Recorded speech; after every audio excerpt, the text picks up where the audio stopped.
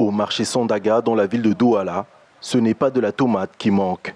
Les récoltes des mois de juin et juillet tombent très mal, en pleine crise sanitaire. Avec la fermeture des frontières dans les pays de la sous-région CEMAC et en Afrique de l'Ouest, c'est une grande partie de la production locale destinée à l'exportation qui se retrouve dans les marchés. Conséquence, une forte baisse du prix du panier de tomates, une baisse qui atteint les 1500 francs CFA à la fin du mois de juin, pour se stabiliser un mois plus tard entre 3000 et 4000 francs CFA. C'est vrai qu'on a eu une pandémie de Covid-19. Ça a affecté le marché, l'exportation des tomates. Bon, on a l'habitude d'exporter les tomates pour le Nigeria, le Ghana, la Guinée, l'Équatorial, le Gabon. Bon. Lorsque les frontières sont fermées, nous sommes obligés de consommer sur place. Et la population camerounaise ne peut pas déjà supporter le coût, l'abondance des tomates. Raison pour laquelle il y a augmentation des tomates.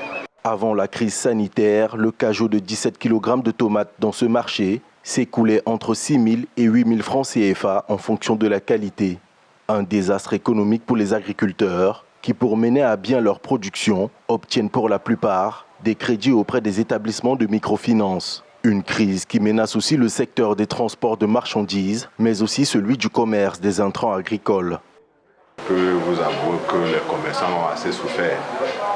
Certaines qui avaient emprunté des fonds dans les banques pour financer les champs,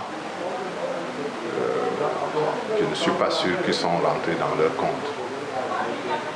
Parce que vous pouvez imaginer un caillou de tomates à 1500 francs. Si vous prenez le cas d'abord du transport, combien il coûte de l'Ouest à Douala. La crise de la tomate remet à jour le déficit en infrastructures destinées à la conservation des vivres frais dans le pays, mais aussi la nécessité de développer des unités industrielles dédiées à la production de la tomate.